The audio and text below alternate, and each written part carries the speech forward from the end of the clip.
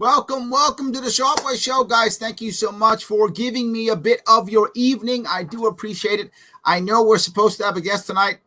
We won't have a guest tonight, but that's okay. I have something super cool planned because I always do. So we'll be totally fine with it anyway. Thank you so much for joining me. As always, guys, please like, comment, share. Liking, commenting, and sharing matters tremendously. I bug you about it all the time, and I would like you to do it because it really does matter. So I think what I've noticed in these last couple of days, I think this last weekend, it's often Tuesday I've done a kind of last weekend tonight type thing. And I'm going to do that again tonight with a very important piece. And it's a piece from Fareed Zakaria. And many of you know I very often put him up. I can't do Cuomo anymore because Cuomo won't do any public announcements anymore because he'll get hammered. So I want to do something that came from Fareed because Fareed, as you know, as I talk about often, always starts down almost a libertarian road. And then at the end, he turns left. But the ideas he brings up are important, critical ideas. And he did it again this weekend in a way that I thought was very important. It was actually rather savvy in the way he brought it up. And he spoke about issues that were really important. And I want to cover some of them now, if I could, to hear what he said. He's talking about government, obviously. I mean, yes, talking about government, obviously. So let me see if you guys can hear this. Security failures that led to the Capitol being invaded by an armed mob on January 6th. That's appropriate and useful. But my fear is these kinds of inquiries almost always end up adding more security procedures, putting up more barricades, and making American government ever more imperial, armed, and removed from its citizens. Yes, this is exactly what I want us to hear right now. He's talking about the idea of us doing an inquiry to what happened January 6th. He says it's not a bad idea. We should figure out what happened. I agree. It's not a bad idea. Let's do an inquiry. Okay, I'm in. But as we do that inquiry, what's it going to be at the end? And that's what he's talking about. He's saying that when we do the inquiry, it's great. But what's going to be the end going to be? The end is going to be more bureaucracy. The end is going to be more security. The end's going to be more of all the things that don't make anything better. It's going to make us bigger and bigger and a bigger problem. And that's what always happens. So he's agreeing that bigger government isn't going to help. And he knows it already. I remember living in Washington briefly during the 1980s. It was easy to enter Congress and to walk amidst the grand rooms Absolutely. And imposing statues, occasionally even bumping into senators. Yep. Even the White House was relatively accessible, as it had always been designed to be. No more. After the 1995 Oklahoma City bombing, Yep. the 1998 Capitol shooting, Yep. and of course 9/11, Yep. citizens who wish to go to the Capitol must go through a tightly controlled tour Yes. that begins in a vast underground visitor center where they are forced to watch a movie. Mm-hmm. Can't we watch the movie at home? Now, that's the point that I want to bring up again. So now because someone bombed Oklahoma, because they flew planes into 9/11, now we as citizens, we can't see or enjoy our own government anymore. That's gone now. We don't get to go. The buildings that in theory we bought, I mean, we didn't, but in theory we bought, we don't even get to enjoy anymore. We are now more distant from our leaders, more distant from our government, even more. And has it stopped the bad guys? Are the bad guys now all of a sudden safe, all of a sudden great? Are we safe and the bad guys are not a problem anymore? No. So we keep adding all these problems for us, but the bad guys stay. And I think the best example I'll give you that many of you probably deal with on a regular basis, banking, retail banking. Just going and getting a bank account and checking account or whatever is the thing that you need. How hard is that now? It's a pain. They cancel your card. They change this. They adjust that. All these issues and problems. And what would they tell you? Well, the reason is because what they call KYC laws.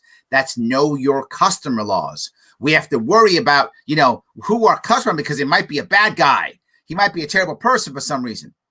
It's possible. That's true. It could be. So on the off chance that some bad guy is going to use regular banking now to fund some terrible thing, literally tens of millions of us have to pay a horrible price. Literally. Harder for us to get stuff done now because of this. This is what Fareed's talking about. And he's right. Over the same period, ugly barricades were thrown up around the White House with parts of Pennsylvania Avenue blocked off. Since the Black Lives Matter protests last summer, even more barricades went up around the White House. In the wake of January 6th, it is surely going to get worse. Yes, and not just get worse. Right now, there are still soldiers in D.C. There are still soldiers in D.C., thousands of them. There are thousands of soldiers in our capital. If you come into New York State now, some of you may not know this. New York State is now officially a police state. It's official. If you fly in, I want to be very clear. There are literally, not figuratively, literally people, soldiers in uniform, armed, escorting you around to fill out your paperwork for COVID.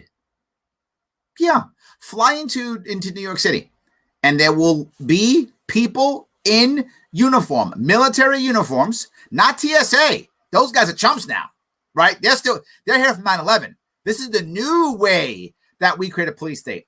This is people with actual uniforms, armed, so you can do your COVID paperwork to make sure they track you. That's New York State now. We have literally become a police state. It's official now. Look, I understand the need for security, but in a democracy, that has to be balanced against the need for openness and accessibility. Yeah. Pierre L'Enfant, the architect of Washington, D.C., designed the city's broad avenues so that people could always see the country's great government buildings, which he believed were symbols of democracy. I agree. The country spent extravagantly building the Capitol, persevering in its construction even during the Civil War. Through the Civil War, we built because it was a monument for its citizens, not an office building for politicians. A monument for its citizens, not an office building for its politicians. Those days, if they ever existed, are gone. I mean, that's what it is now, right? It's just about how the elites get their job done, how the elites walk around and rig the system. That's what it is. The situation is much worse abroad. America's diplomatic outposts used to be handsome buildings in the center of cities where people could meet and events were held. I recall going to watch classic Hollywood movies sponsored by the U.S. Information Service at the stunning seaside consulate in Mumbai. What's funny is he talks about this idea, and I live in New York City. And many of you may know because of the UN and because of New York City, there are lots of consulates here. I mean, there's, dozens of consulates in New York City. There's a Hungarian consulate and a Japanese consulate and a Finland consulate and all over the place. And these buildings are regular buildings. If you want to, you can knock on the door and go into like the Greek consulate. You can go talk to them and say, hi, how you doing? Walk in and talk to them. You can do that. If you care about, Greek culture or want to go to Greece or something or whatever, you want to emigrate to Hungary or whatever, you could talk to the people here in New York City, Manhattan. You can still do it. Not us overseas. Us overseas, it used to be we try to be pro-American. And as he says, you'd be able to go watch American movies at the consulate on Friday nights or something like that. Now, each of them is a fortress. They're a fortress now. Totally, it's almost like they're basically every consulate or embassy now is a minor military base. It's changed completely. We have become an empire, a military empire, not a financial or cultural empire. That architectural jewel has been sold off, as have many others. America's diplomats now often work in fortress-like buildings, behind concrete blast walls with multiple layers of security, Look at that. rarely encountering the people of the country they are in. So then why are we even there? That's the point. If we're not going to try to give them the best parts of America, which are our culture of freedom, which is far stronger than any bomb we'd ever drop or any Marines we'd ever land, far more powerful than that, why are we there? We now have just an empire. Of course they don't like us. They can't even talk to us. Of course they don't like us. All they see is militarism. Of course. If you want to know why, after 20 years and trillions of dollars, America is not well understood or loved in Iraq or Afghanistan, visit the U.S. embassies in those capitals. The United States has more of an imperial apparatus than many actual empires did. Yes. For decades, even when London ruled the world, anyone could walk right up to 10 Downing Street, the home and office of the British Prime Minister. That's how we used to be too, similar. You could get a tour of the White House. That was a thing you could do. In my lifetime. After a string of IRA bombings in the 1980s, the government installed simple gates blocking off one small street. Even the French, who, as we know, are partial to grandeur, have a modest set of low, movable barriers around the Élysée Palace. If you have to be that afraid of your population, what are you doing wrong? It's a serious question. If you have to be that afraid of your own population, what are you doing wrong? Which houses the president. The way American politics works today, you are rewarded only for advocating ever more security. This goes to what you hear me speak about all the time. Zero tolerance policies. We have to make sure it never happens again. There's going to be problems. That's how it works. Whatever security you put up, someone's going to find a way to get around that security. That's going to happen. Why would you think it wasn't going to happen? Of course it would happen in some way, shape, or form. But now once you make one mistake, just one mistake, you're fired. You're gone. It's over. That's the end. We got to find what happened and punish that person. But if you always say more safety, more safety, more safety, well, you're safe. We see it with COVID. COVID was shut it all down. Shut it all down, because if something stays open and if someone dies and they blame me, I'm finished. So I'll shut everything down. Fauci, throw on 8 masks, because if I only put on 1 and someone dies, they'll blame me. Lockdown for 3 weeks, 3 years, because if someone dies, they'll blame me. So now it's all about adding, because that's the only way that you're safe. So after 9/11, embassies and consulates around the world turned down hundreds of thousands of qualified visitors to America. Because the officials denying the visa applications pay no political cost for doing so. There we go. So now we have people who should be in America actually working and doing a lot of good work, trying to come in legally, and they're getting pushed away. Why? Because if one bad guy gets in, then you're all fired and the world ends. Versus maybe some of those people are now sitting in their countries trying to find the American dream in their country now. They're building some company, building some idea that now we don't get the benefit of. Now India does, or China does, or Vietnam does, or insert country here. Yeah, because we're afraid. Again, fear. People who are afraid make bad decisions, and we are afraid and we are making bad decisions. But had they let in one person accidentally who committed a terrorist attack, they would have been hauled in front of Congress and crucified. 100%. The same mentality explains the massive number of documents that are routinely classified as secret or top secret. Yes. Now everything is classified as secret.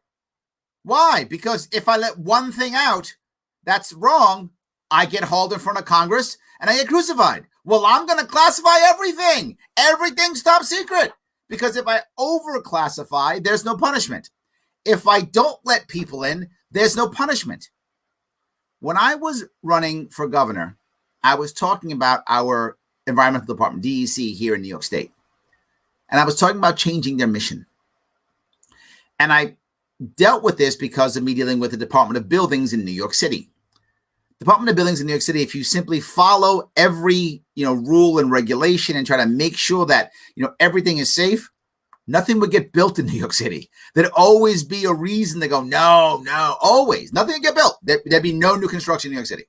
So, of course, you find a mix of what's fair, what makes sense, what's safe, what can get things built, because there's an unwritten mandate in the Department of Buildings. I'm not speaking for the Department of Buildings. I'm telling you what I believe to be true. There is an unwritten mandate, and that is we got to get stuff built. We can't just be safe. We got to be safe, but we also have to get stuff built.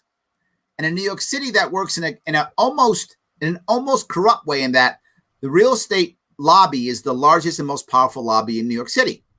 So they lobby to get things built. Of course, developers, Trump hammering people, developer here in New York, City, boom, boom, boom, get stuff done. So they're able to push past the Department of Buildings and push heavily on them to get things built, even though the Department of Buildings is trying to be safe. We don't have that in our environmental issue in New York. The goal is be safe. There's no one responsible for making stuff happen. There's only people responsible for stopping the bad thing. If any of you have watched Bill Maher recently, he has a little countdown. He's trying to get a solar panel or a shed or something in his house on his property. And it's taken him 3 years. He's over 1,000 days already for him to get it. Why? Because someone's always telling him no. Everyone's responsible to say no. No one's responsible to say yes. The entire mandate of our agencies has to be changed. It shouldn't be to protect the environment, period. That's a bad idea. Don't build anything ever. It should be to build effectively while preserving the environment. So there's a to build part in the actual mission. So you're responsible. If nothing gets built, I go to you and go, why isn't it getting built? Well, what do you mean I was protecting the environment? That's not your mandate. Your mandate is not only to preserve the environment, but also to build. You've missed your mandate. If you don't get stuff built, you're fired. You got to go. We got to build stuff and preserve the environment. Well, boss, that's hard. Yes, that's why you get paid the big bucks, and that's why our tax dollars pay you to do this very difficult task. Yes, it is a hard thing to both build and preserve the environment. That's hard. You don't like that? Quit. I'll find somebody who wants to do that difficult job. Yes. We don't have that. All we have is protect us, be safe. Protect us, be safe. If one person gets hurt, if one person dies. So what do we get? This. Zero tolerance policies, lost opportunities, a bureaucracy that makes the average American citizen not be able to function in daily life. Nothing but bad. It's lose, lose, lose. And here's the worst part. We're no safer. We're no safer. I was talking to a high school class last week. And as last week, I'm talking to them, I'm talking about security and such. And we talk about the TSA.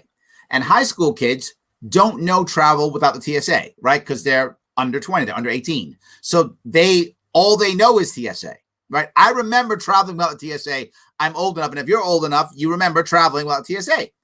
And I said, the TSA costs us billions of dollars to run these last 20 years. It's almost 20 years coming up here, right? Whatever, 18 years since TSA started. 18 years, is that right? All these billions of dollars.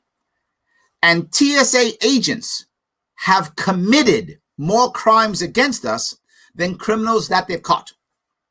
So we paid billions of dollars to be less safe. Literally, we paid billions of dollars to be less safe, more bothered, and no one's going to do 9/11 again during my lifetime. That's not going to happen. We're worried about 9/11. Why? For what possible reason? Well, they might bomb us. They're not going to do that. I don't know what they're going to do. It's not that. Imagine if you're in a plane. We're in a plane together. Me and you, we're in a plane with a bunch of people. And some guy has a boxcar and goes, I'm taking over the plane. That guy is being beaten to death. That's his future. And it's going to happen in about 5 or 10 minutes.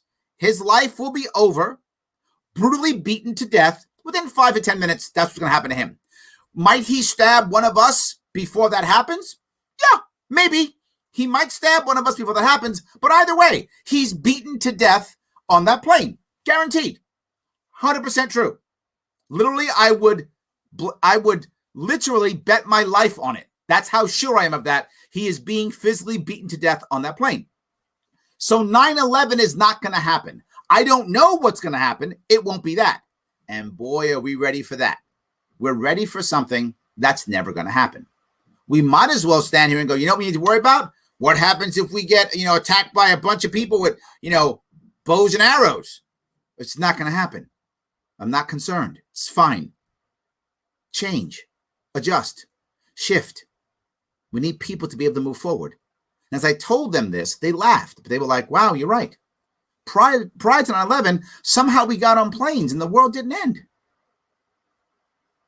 No one's using this anymore. They're using other things. Banking, KYC laws. They're using cryptocurrency or something else. Or they're using art, or they're funding their money some other way. They're not using the regular banks anymore.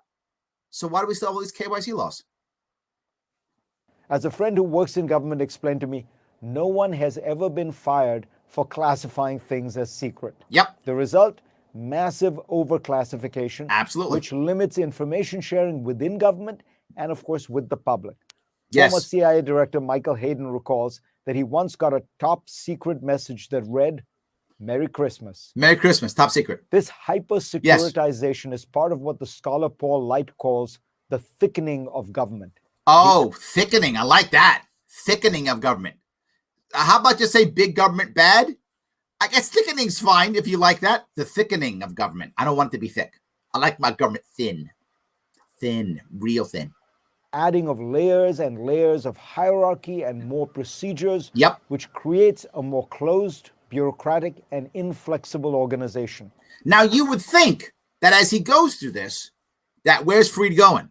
Well, of course, we should make government smaller. Of course. For those of you who watched this show before and watched me do Freed before, you know he never goes there. He goes through all this, explains how bad government is, how terrible it is, how it's making mistakes, how it's screwing up. So you know what we actually need? Just better government. That's all. Just magically better government. That's what it is. That's where he always goes. But he is so upset this time. Watch where he goes. He doesn't go to just better government. He writes, COVID-19 showed just how far Americans must go to find accountability in the federal hierarchy. Yep. Healthcare heroes waiting for personal protective equipment faced 18 layers between the top of the Department of Health and Human Services and the PPE at the Strategic National Stockpile. Now, I have many problems with that. Number one, why were they waiting for a national stockpile? Why was that even a thing? Like, why did that even exist? Why was centralized control even an issue, right? That shouldn't even happen. And if you remember my plan from last year, wow, literally a year ago, March of 2020, when I put my plan together, my plan was not about national. My plan was building everything local so each local group could support its own community. You don't have to wait if you do my plan. My plan is decentralized. My plan is each county makes its own stuff. And then if you made too much, you give it to your friend. You don't have enough, your friend gives them to you. You move back and forth. If the federal government finally gets its head out of its derriere and sends some down, life is good. We send a little bit down. Fine, whatever. That's supplementing. I'm fine with that. Let the federal government supplement. They'll feel important. Fine, I'll deal with that. We can fix that later. I didn't even want that.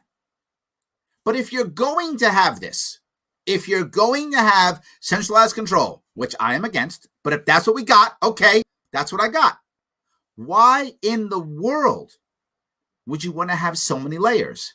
And there's only one reason you want to have so many layers: to avoid accountability, to avoid it.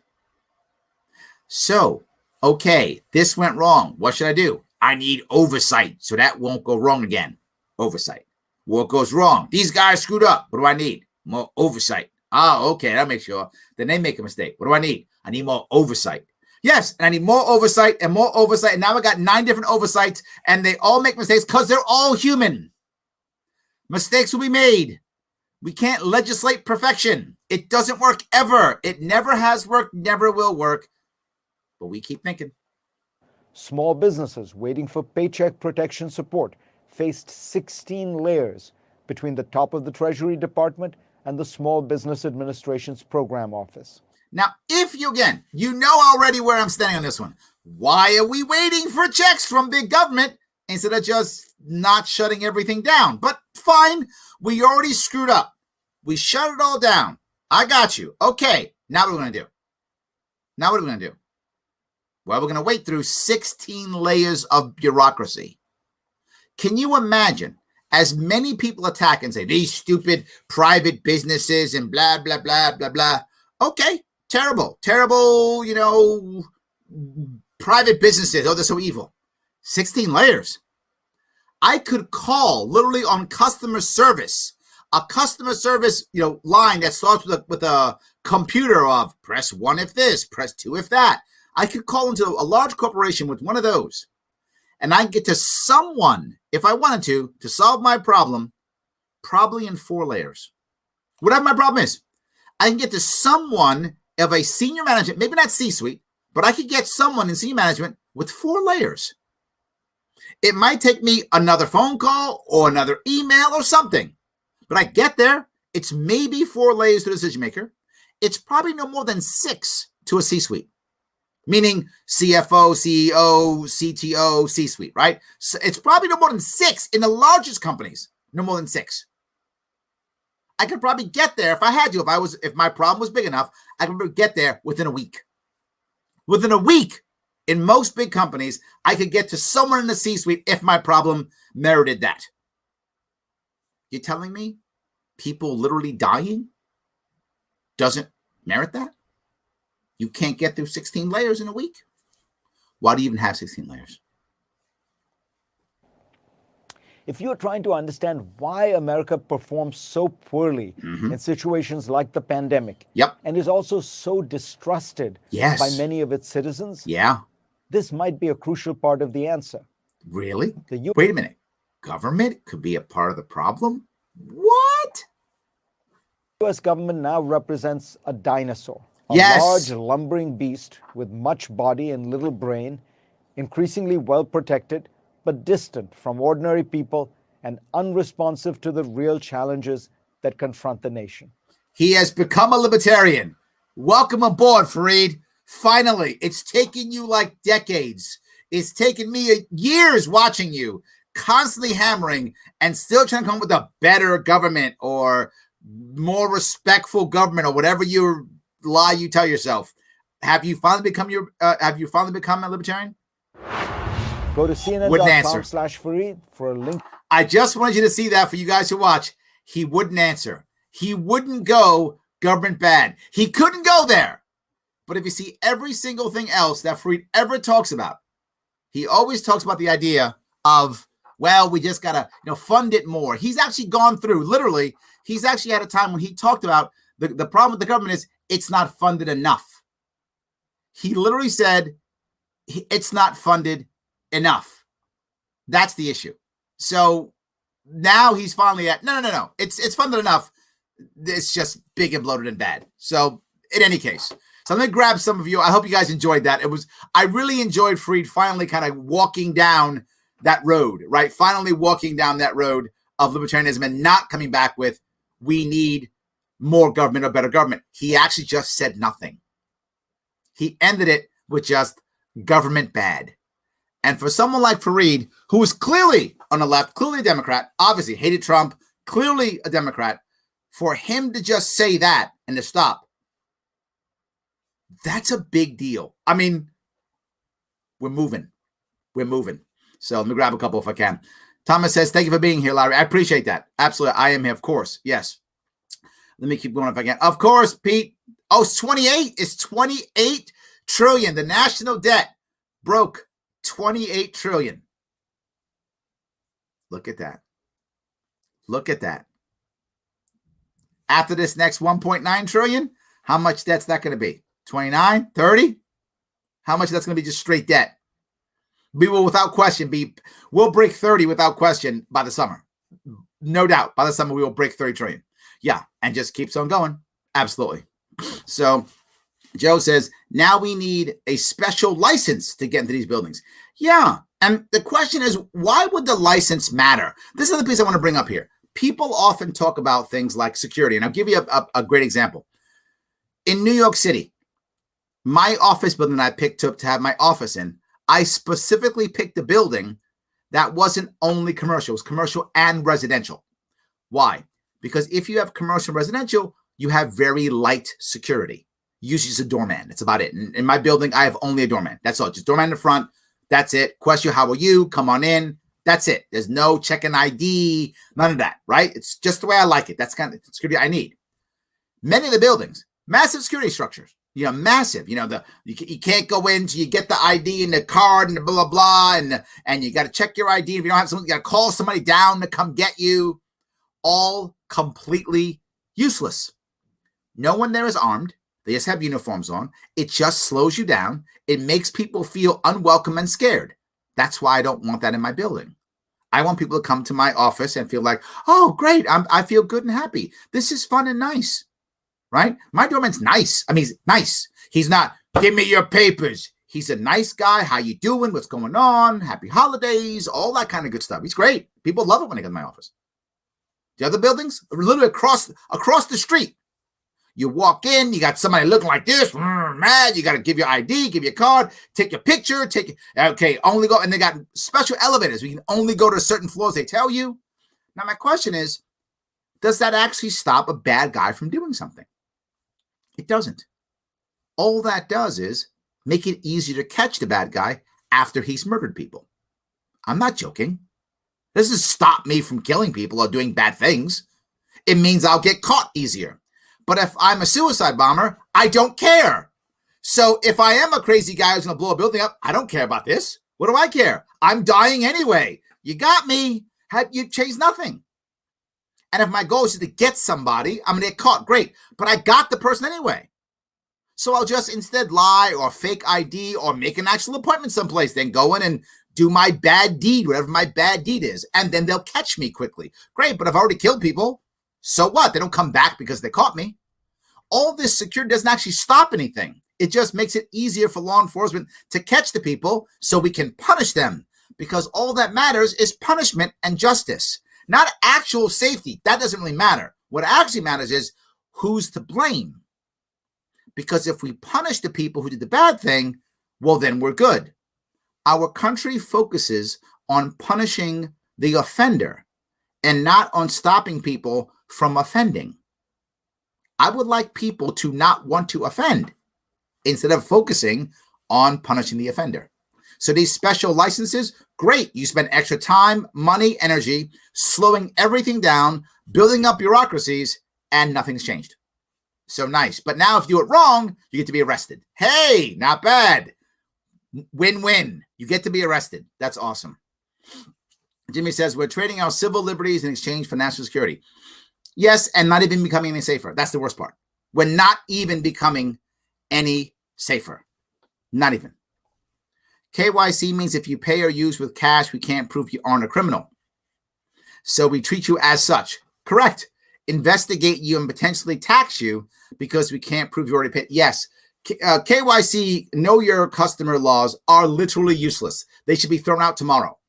All they do is make the average person's life harder.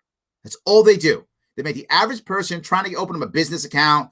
If you're a small business owner, have you tried to open up an account in a bank now? Last, 5-10 years? Oh my God. It's horrible. I used to be able to walk in, and I remember this. Remember, I'm in my 50s now.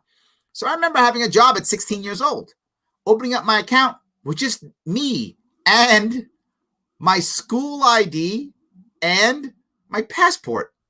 That's it. I had a high school ID and a passport. And a high school ID was bogus, but that's the point. So I had a high school ID and a passport. And he opened up a bank account at 16 years old. And they gave me a gift. This is true. Some of you guys all remember they gave me a gift. I think it was a can opener. I think it was a electric can opener or something. I gave it to my mom. I don't remember what, but I remember I gave the gift to my mom. I think it was electric can opener. I think it was. I'm not joking. This really happened in the 80s, early 80s, when I was 16 years old. Yes, that actually happened. Now, oh my God, I'd have to bring my birth certificate and 3 this. They won't change your address. They won't change your address. You bring in data to show that it's the wrong. For what? It's so they treat you like a criminal. And if you do anything wrong on any of those forms, those are now government forms. That's perjury and lying and fraud, and they can put you in jail. They're ensuring that if you do anything wrong, they got you on something. They will get you on something. Because if they can, then they can punish you, and they're safe. This goes right back to what Freed was talking about. The ultra-rich and powerful have rigged the rules. Liz Warren, yes. The DNC and RNC were bought by the ultra-rich years ago. Yeah, look, I think Elizabeth Warren says a lot of the right things. She does. She doesn't have any good answers, right? I mean, I say it all the time. What's been happening now as Republicans have just been fighting the left, that's been their entire thing. They're not thinking of new ideas. The right is not thinking of new ideas. And the left keeps coming up with terrible ideas. So you're having a situation in our country where the left says nice things like the ultra-rich have rigged the rules. True. Well done, Elizabeth Warren. That's the right thing. I'm glad you're saying it. What's your plan? Tax the rich. Socialism. That's the wrong answer. I like what you said, but then you ruined it with that terrible answer. So the Democrats are becoming the party of bad ideas, and Republicans are becoming the party of no ideas. That's what's happening now. That's where the parties are going, or kind of already are now. So Republicans just like, let's fight Democrats and no real new ideas.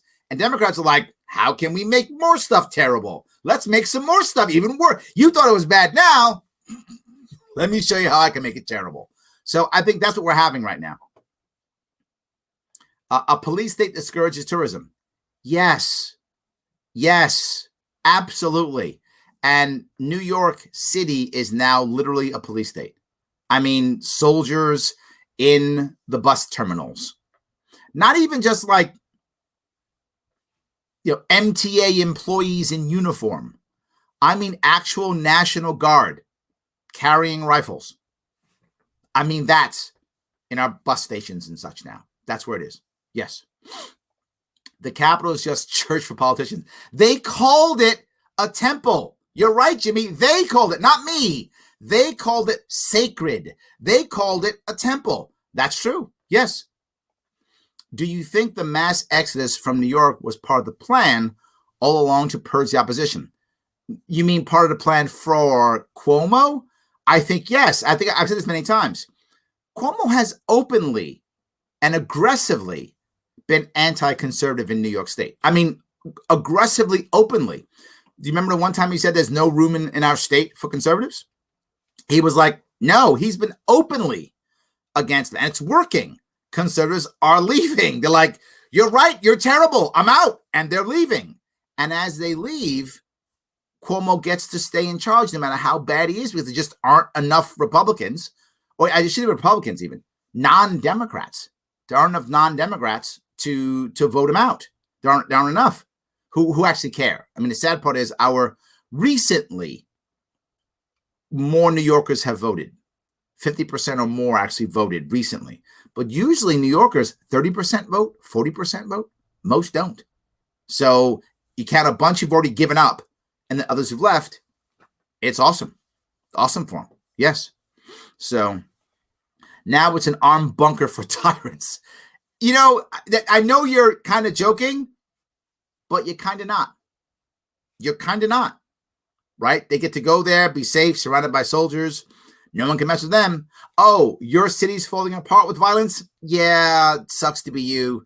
I'm a congressman or something. I get to hang out here and, be defended by literally hundreds of people with guns. So I'm safe. But you know what? Guns are bad. Don't buy guns. Guns are bad. Guns are bad. Except for the people who protect me with guns. But other guns, bad. Yes. So governments need crisis justify their power grab, sadly. I wish you were wrong, Avi, but you are right. So we keep making crisis. You're going to hear me say this a bazillion times, and I keep saying it. People who are afraid make bad decisions. So if the government keeps us afraid, we keep making bad decisions. That's just human nature. That's not Republican, Democrat, Libertarian. That's human nature. You're afraid, the odds of you making a good decision just went down. You might get lucky and make it right when it's possible, but your odds just went down. You want to be thinking, not afraid, okay, what's the right move here? And when you're afraid, that goes out the window. And now, save me, person who I think is my savior. I'll vote for them. And then I'll go back to work and pretend that things are okay. We see it constantly. It's very rare, except recently. Just last year was a change. It's actually generally very rare for government to just take rights away from us. Usually we eagerly vote them away. That's the norm. Last year was different. Last year, government just took. And that's why there were so many lawsuits, because we didn't vote them away. Government overstepped the normal boundary. Usually they have some kind of law like the Patriot Act. And people go, yeah, Patriot Act, vote for it. Yeah, and they support the guys and they vote it. And we go, yeah, save us and get the bad people that are the other this week or this month, this year. And we vote and we say, yeah, we want our people in there, and we vote our rights away. That's the norm. Not last year. Last year, they just took. And you did find some pushback, but nowhere near enough. We have been voting our rights away for so long that now we're not even shocked when they just take them. Like, oh yeah, they're taking them. Think about this. Last year, millions of Americans woke up in the morning saying, will my government let me work today? Will my government let me leave my house today? Will my government tell me what to wear today? Will my government make me essential today? Is that going to happen today or not? That's what happened. And we didn't vote that one. They just took it. And for most people, we were okay with it. So, yeah. All right. We need to crowd out. We need a crowd out to end the lockdowns. Join in on Saturday, March 13th, 2021 at noon at the state capitol in Hartford, Connecticut. There we go. If you're in Hartford, heading out there if you want to end the lockdowns. Thank you, Jonathan. I'm happy to promote that. Absolutely. Yes. All right. The consulate has the ambassadors up front, but all the good deals are made in the back with the CIA station chiefs. Yes, that's also true. Yes, absolutely. They're all hanging out, smiling and being like, yeah. Oh, yes, love our country. Oh, you with the CIA? Yeah, they go on the back. Yes, absolutely. So, all right.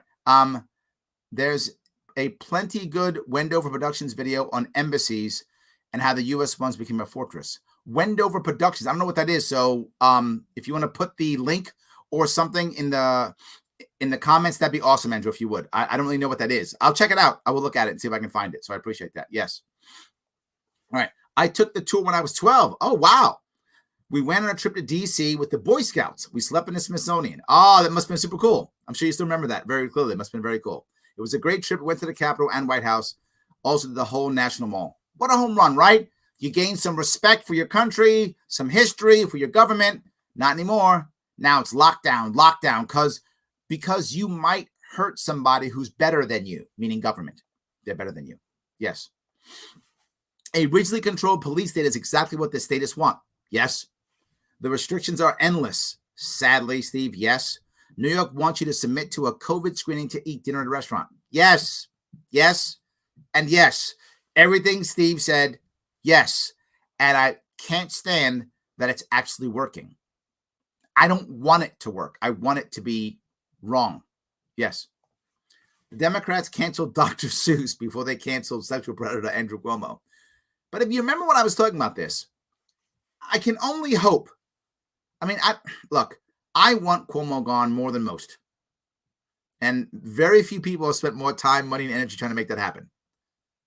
At the same time, I'm hoping that some Democrats who actually like Cuomo, who think he's a good guy, he's not, but some people think he is, will actually say, do we really want to sacrifice our hero on this altar of cancel culture? Maybe we shouldn't do this. Maybe cancel culture is not great. I don't know if that's going to happen, Pete. I don't. Man, I hope so. I am so against cancel culture. It is destroying us. Zero tolerance, cancel culture. This stuff is destroying our society, our culture, our world, our government. Everything is because no one can ever make a mistake ever. And as soon as someone makes a mistake, they got to be fired or canceled or, strung up and crucified in the Capitol, whatever. No, it's terrible. And if I had to keep Cuomo to end cancel culture, that's not a real swap. I'm saying this so that you understand how much I can't stand zero tolerance to cancel culture. I would take that sacrifice because it would be better for the entire country, our world, our nation, if we could get rid of this zero tolerance cancel culture policy. Culture. I would let them stay if I can get rid of it. But sadly, that's not how it's going to work. But I just hope some Democrats go, we got to stop this. We're losing our own. We're sacrificing our own people on this. Yeah. Remember Al Franken? You sacrificed him years ago. And you keep sacrificing people on this altar. And it's not worth it. So it's funny how after 9/11, the Democrats hated the Patriot Act and Savannah's collection to protect the rights of terrorists. Now that they have power, they love it. They want to use it to cross legitimate political opponents and cancel them. This is USSR's wet dream. Yeah, see, but the problem, obviously, you got to remember this. The Patriot Act was supposed to be against people outside. They didn't like that. But this one now is people inside. That's okay. Yes. So that's the whole thing. Absolutely. So, all right. I was in Zambia, Africa, 2 months ago, and photographing the U.S. embassy is prohibited. Yes. I've seen it before. I didn't want to press my luck on the other side of the world for a cement wall and the building in the background. I completely agree. Yes, they do that all the time because taking pictures means you might be casing the joint. So they will literally arrest you for taking pictures of the embassy because you might be casing the joint. So photos aren't allowed. Yeah. Wow. Maybe the reason I'm having trouble typing is that I'm focused on old-timey things right now. I'm boiling maple sap to make syrup. Brian, I'm coming over. So I appreciate that. Yes. Government pushes nationalism and anti-enemy in order to move focus from the wealth gap. Yes, Ryan. Yes. Yes, yes, yes. There always has to be an external enemy so that you can see the guys out there that coming at you. They're coming for you. It's those guys. Don't worry about this stuff happening right here. Yeah. Don't worry about this. Yeah. Those guys all the time. Distraction is critical, but we do it too. We don't fix the wealth gap. We don't fix entrepreneurism. We don't fix our issues that we have because we're fighting cultural war. Is cultural war important? Yeah, but not a priority. It does matter, but not a priority. It's low on the priority scale. How about us having a good life in general? And let's fight a culture war. Fine, we'll fight a culture war, whatever. It's fine. But let's get people to be safe and happy and moving forward and free. And then you know what happens if people become freer? The culture war is not so important anymore because you let people be people and you leave them alone. And you stop getting attacked for everything. And you stop attacking people. You let people be people. Yes. We have to have the MSM, the mainstream media, stop just reporting about the military. We need to rotate the Chucks, Mitches, and Nancy's of the world out of Congress. That would be nice. They have said that for 20 to 50 years, ruining the country and brainwashing the masses with safety. Yes, 100%. I'm a big fan. People think I'm crazy when I say this. It's more important that we focus on term limits for our legislators than our executives. I mean, I want it for that too. But we act like, well, we got to stop a tyrant from being in charge. Now, as a general rule, most people don't get more than 3 terms anyway. It's very rare to get more than 3 terms. People get just too damn corrupt and we get rid of them. It's a general rule. Presidents rarely get more than 2 terms. I mean, ever. It's not a thing. Really. It happens here or there. But what's the worst that would have happened if we didn't have term limits on presidents? The worst. Maybe we would have got another round of Reagan. Probably not because he was already ill. Maybe Clinton, but he was kind of tainted from Monica Lewinsky. So maybe Clinton, another one, maybe. Maybe Obama, but he was already becoming unpopular at the end. Who knows? I don't know. Maybe another, maybe. I don't know. But that's all that we might have gotten one more year of one of these guys, maybe. And we might not have. They might have not run or just lost. Who knows? I mean, think about it. Throughout all of our history, I think it's only FDR who's done 3 or more, right? I think only FDR of all the presidents. But prior to FDR, there were no term limits. And we didn't have presidents for 12, 14, 16 years.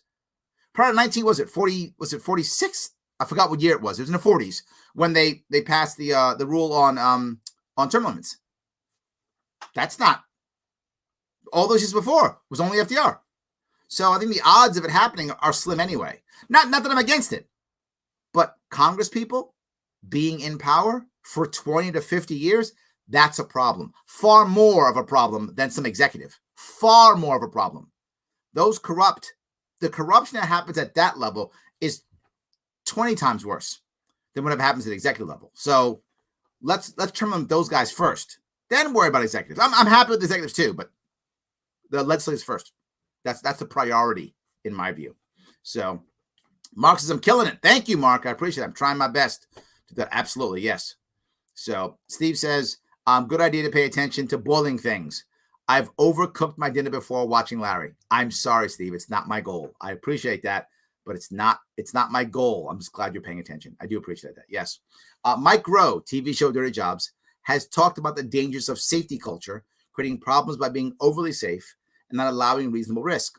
And here's the issue. And this is a fundamental concept that we, I think, as Americans have to get. It's not that I don't want you to be safe. That isn't at all. Or for you even to be super safe. That's fine. The issue is you own your own life. I own mine. You own yours. Sam owns his. Steve owns his. And if Steve wants to be super duper safe, awesome. That's his life. Be super duper safe. Sam wants to be medium safe. Good on you, Sam. I'm going to be reckless. Good on me. Whatever. We should. It's our life. We own it. And I look at this when it comes to COVID.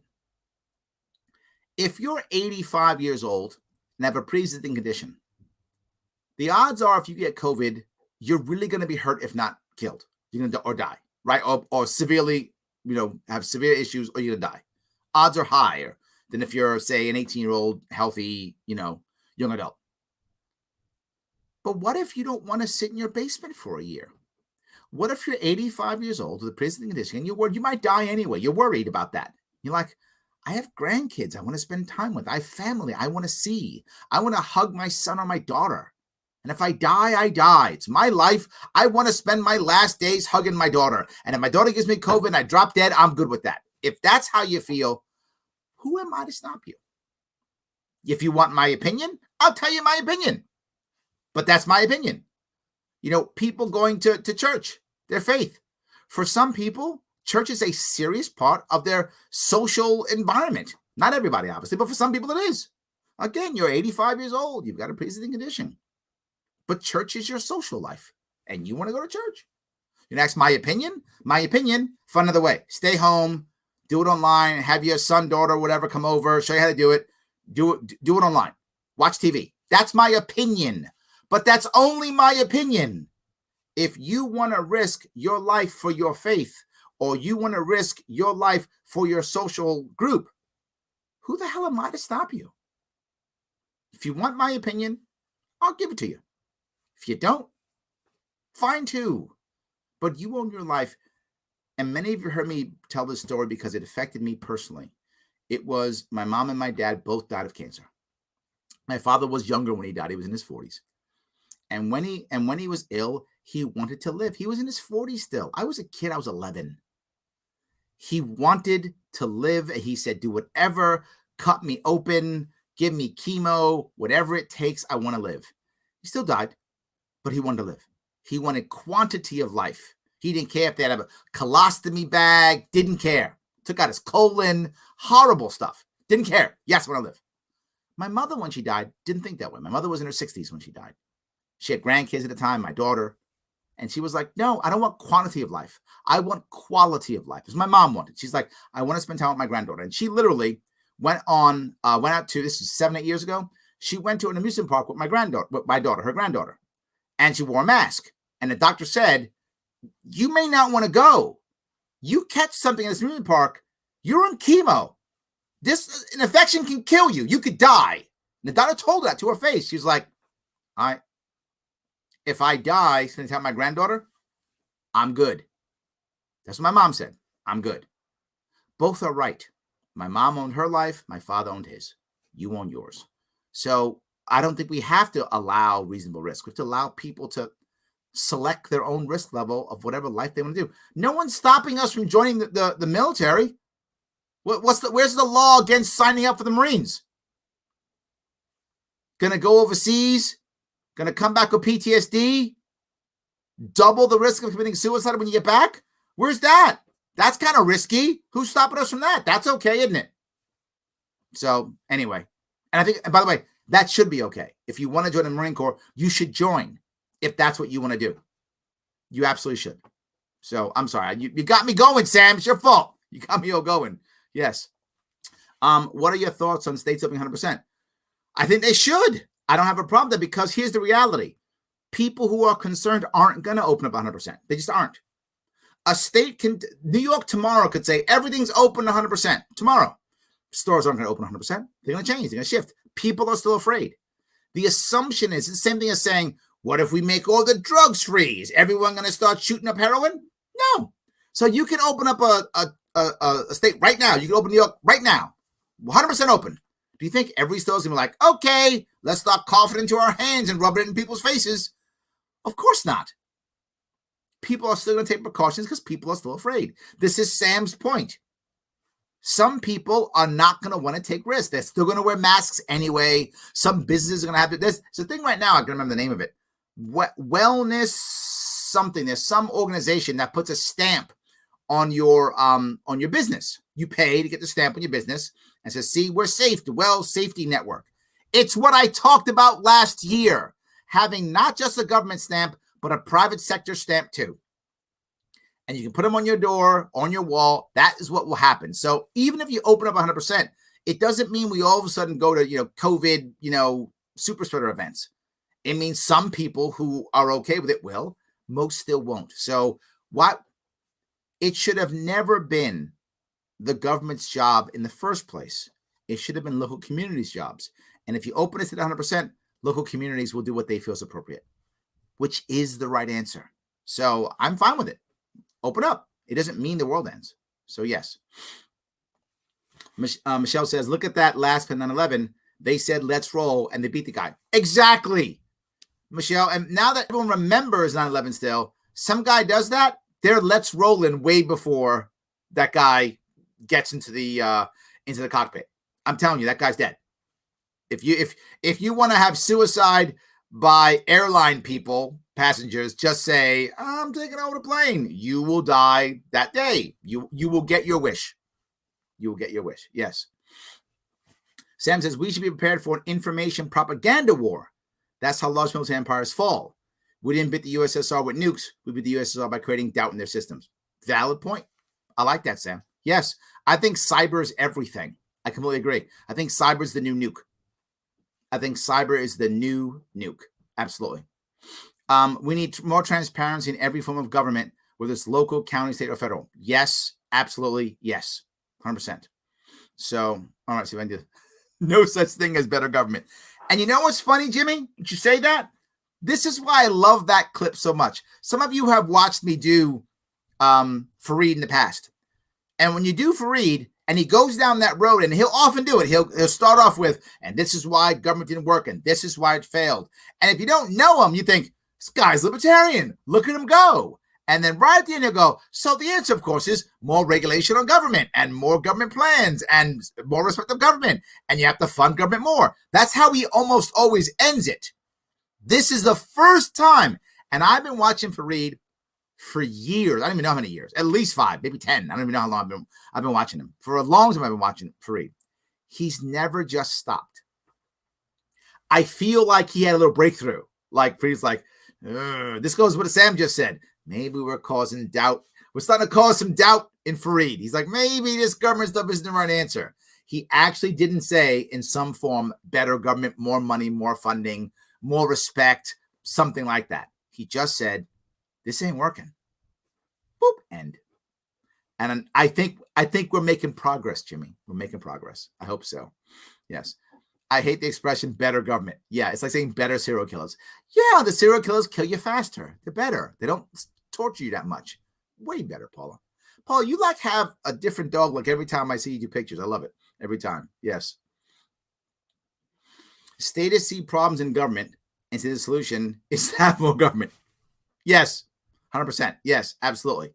Guys, I want to bring up something. I have a sponsor, theadvocates.org. I have that. Right now, they have a survey. It's called the Pandemic Survey. Yes, the pandemic. You thought, is there a survey for the pandemic? There is. What do you think now? We've been talking about the lockdown. What do you think about quarantine? What do you think about lockdown? What do you think about, schools, masks? What do you think of that stuff? Click that link that's in the description where it says pandemic survey. Take that survey. Help me out. They're my sponsors. They want you to take that test. It's about the survey. It's about 5 minutes. You're done. Take it. Share the results. Let people know. See where you are with other people also, because other people take it. They show the results compared to others. What are other people? Are they much more towards the left, more towards the right, more towards libertarian, more towards moderate? Where are they? Start looking at that and seeing where you land there. Please do that. It's free. It makes my sponsors happy. And it's interesting. It makes you think about, what do you really think about quarantining? What do you really think about masking? What do you think about shutdowns? What do you think others think also? It's a very interesting, fun. Click the link there. Go there. Take that test. 5 minutes and share it on your social media. Makes me happy. Makes everybody happy. It's the way to support the show without having to spend any money. See, it's free. But then again, if you do want to spend money, it's okay. You can. You can head over to patreon.com/Sharpe Way and throw me $10 to $25 a month if you got it. If you don't have it, no worries. Click that link. It's free. Absolutely free. And of course, always like, comment, share. That's always going to help me no matter what you do. That's always going to help. That's free. Like, comment, share is free. Clicking that link, taking that 5-minute test is free. Share it, please. Makes my sponsors, theadvocates.org, makes them happy. They love it because they're trying to spread the word. Let them spread the word. Of course, if you got the cash, please head on over to patreon.com/Sharpe Way. Throw me a couple bucks if you can. I appreciate whatever you can give. Let me keep going down here, though, if I can. A couple more here. 16 layers. Maybe we can knock it down to 3. Joe, if it was a private company, you'd have no choice. There is the advantage because people simply wouldn't accept it. If it wasn't a monopoly, if there's multiple companies doing the same thing, you tend to go to the one that can solve your problem best. So yeah, Paula, 16 layers of crap. Yes, there was literally no advantage to it. Absolutely, there was none whatsoever. Yes. So sadly, this is not shocking. CNN is just latest hysteria. They are still obsessed with the riot at the Capitol and talking about Trump while ignoring our national debt, watching us slowly drift into Venezuelan socialism. You've brought up a very valid point here. And I brought this up earlier in one of my shows earlier today. Trump, without question, was able to unite the left. And he still is a uniter. So when the left feels like they're cracking and, oh my God, people are getting angry, what do? Let's put Trump back out. They throw Trump back out again. See, Trump, you can't fight us because then Trump will win, and we can't have Trump when Orange Man is evil. So that we can't have. So if you're getting out of line here, let's throw Trump back up. That'll put you back in line. And I think, sadly for Democrats too, because even Democrats who are thinking differently, they're going to struggle because they're not going to be heard because they have to fall in line. Because if we don't fall in line, Trump is going to kill us all. So I think you're right. That is happening. They keep throwing Trump up because it brings the Democrats back in line. It's a smart move. If you're an establishment Democrat, smart move. Keep putting them back up. Smart move. It works. CNN is like the guy obsessed with dust in the corner of the room while a mountain of cow excrement is on the dining room table. But it's actually funny. Yes, that's good. Yes. You cannot lean Six Sigma the government.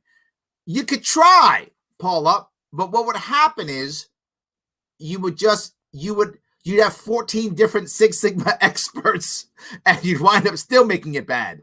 So in theory you could, but no. No. So yes. So anyway, Donna says they keep telling me I'm libertarian because you probably are. You probably are. Joe says Florida is effectively open. We had a Super Bowl and 3 NASCAR races over 4 consecutive Sundays. And now we have Bike Week here in Daytona Beach. I haven't heard of any local talk about COVID death spikes, and we're the state with a ton of older folks. This is a piece that I want to bring up also that people don't want to understand at all. Florida, more people than New York, overall population. Higher percentage of elderly people than New York. So by default, higher number of elderly people than New York. Also, several, not as compact cities, but several urban areas that are pretty tight. Miami, Tampa Orlando, semi-tight, but it's kind of, but Miami, surely, Tampa, Jacksonville, right? So has also some urban areas that are in the millions each. Each of those cities are in the millions. Is Jackson? Oh, well, their urban areas are all in the millions. Yet, no real lockdown. Been open for months. Less cases and less deaths. Less cases and less deaths. Joe, you are correct. Florida, well done. Absolutely well done. Absolutely, yes. That is the piece that a lot of people don't get. They don't understand at all. So, Brian said the shoe bomber was caught by the passengers. Yes, the TSA missed the shoe bomber. Passengers saw this guy trying to light his shoe on fire, and they grabbed him. The passengers did. He's lucky he wasn't killed. That kid is lucky he was a kid, and they were like, you know what? You know what? I am not gonna. Yeah, we're not gonna kill this guy. He's like 18, and he's got some issues, so we're gonna leave him alone. Absolutely, yes. So, I don't like wokeness here or there. I don't like wokeness anywhere. Actually, I'm gonna put a little bit of a spin on this wokeness, Pete. If you really want to virtue signal to me and show me how woke you are, and you want to win the woke off, I don't mind. Show me how woke you are, right? Do all the woke stuff. Take off all the, scratch off Aunt Jemima off your syrup and see you got the wokest syrup and only drink that, or only drink Coke because it's the least white, whatever.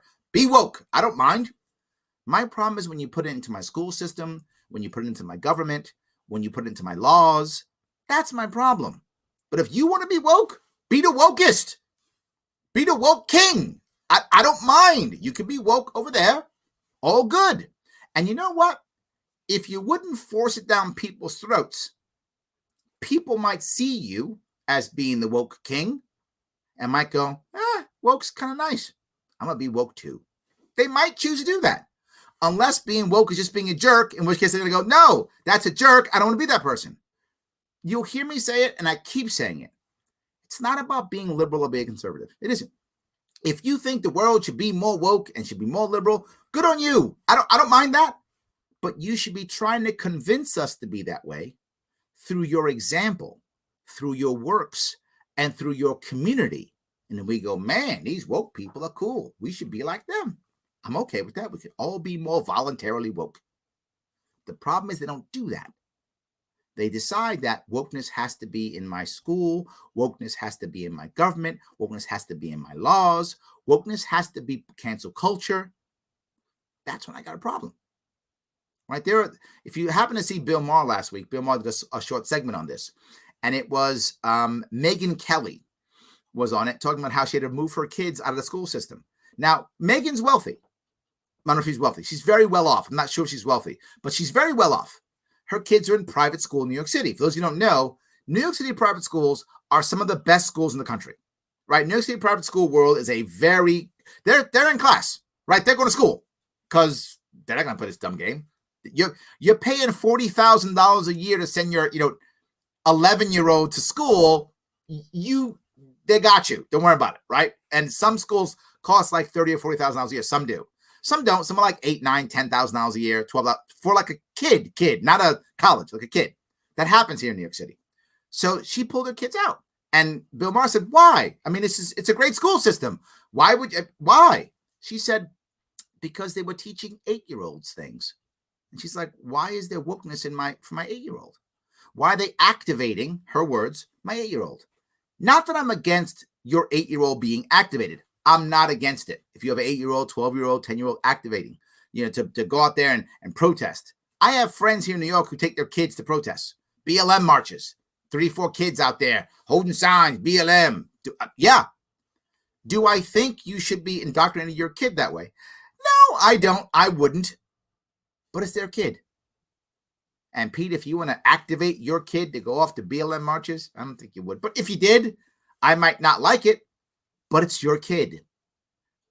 What I don't want is school telling you. And the story she told was, and I'm assuming it's true because she said it publicly. I'm assuming it's true. The story she told was the school made her 8-year-old kid, if I remember the story right, write a letter to the Washington Redskins to change their name because it was offensive.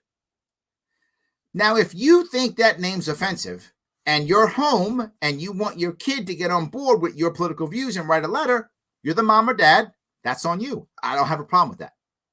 I got a problem when the school does that. I got a problem. That's a problem. And that's happening everywhere. I see it in my daughters now. I have two daughters in public school in New York City, and I see the garbage. I have to untrain them on a weekly basis. I'm not joking. I've had to have my high schooler sometimes write things because if she doesn't write the right way, she'll get a bad grade. And if you're in public school, you know what I'm talking about. That's my problem. It isn't the wokeness. It's the forced wokeness. I'm not against wokeness. I'm not. Be woke. But if your wokeness is that super cool, why are you forcing it? Don't force it. And if it's so great, we'll all come to you and we'll all be woke. Okay. That's my problem. So I won't go as far as I don't like wokeness. I'll go as far as I don't like forced wokeness. Don't like it. In fact, not don't like it, hate it. Hate forced wokeness. Hate cancel culture. Hate all that stuff. Let's not do that. Let's instead, if it's so awesome, what's it saying? Good ideas don't require force. Let's not force it. Let's not do that. That's what I'm saying. So, yes. All right. If you don't vote LP, you ain't woke. Look at that. That is my new, Nate. That's going to be my campaign slogan. If you don't vote LP, you ain't woke. That's how I'm going to get the left to vote for me. Done. I am so glad we had Pete, you saved me, man. With your comment, you got Nate to give me this. That's it. You don't vote LP, you ain't woke. See that? We're gonna be the wokest of all the LP people. Absolutely, yes, 100%. So that's good. Let's see. Matt says easy to have less deaths when you aren't forcing COVID patients in with the most susceptible groups. Yeah, that's true. When you're not pushing them into there. Yeah, I think you're totally right. Yes, 100%. That's definitely a big issue. Fewer deaths per capita. Yes, absolutely, 100%. So I just tell people to woke off, and when you get to where you're going, woke off some more. There we go. Woke them all off. Scratching up the label on Mrs. Butterworth doesn't do much good for being woke. No, Brian, it doesn't. You don't. You're missing the whole woke thing. You're missing that. Yes. Bill Maher's going back to libertarian roots. Paula, I'm glad you brought this up. Fareed last weekend and Bill Maher last weekend. And Bill Maher the 2 weeks before. I mean, I feel like this COVID lockdown for some people was just too much, right? When we've been voting our rights away forever, no one seemed to care. But when they started taking them, now even Bill Maher's like, you know what? No, this isn't the issue. It's not going to work. Fareed didn't just go better, bigger, better government. He didn't do that. He just said, this isn't working. You watched it. He basically said, it sucks. I don't have an answer because I can't go smaller government. That doesn't taste right if I'm Fareed Zakaria. I can't go down that road. That tastes terrible. So I can't take that. So I'll just say nothing. I think Bill Maher is walking back towards that too. He's been very anti far left and very anti-socialism recently. Very much against it. He is moving that way. Let's hope we can make some impact coming up here. Let's hope that we can make something happen. Absolutely. So, all right. My parents liberally moved, Shelley says, to our school district because they were 5th in the state. Now we have the same number of kids and 10 times the expense, and we aren't even in the top 100. Yeah, it isn't working at all. Yes, I agree. Yes.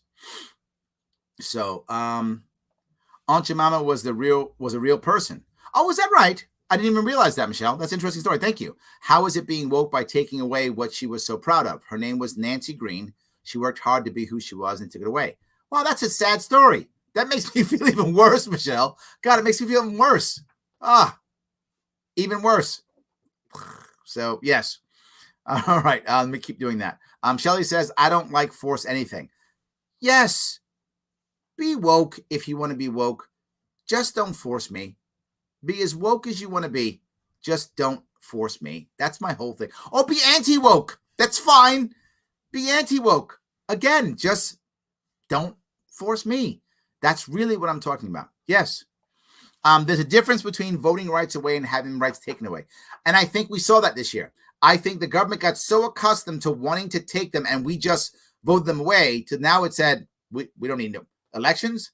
Who needs thinking elections? We don't even care. Absolutely.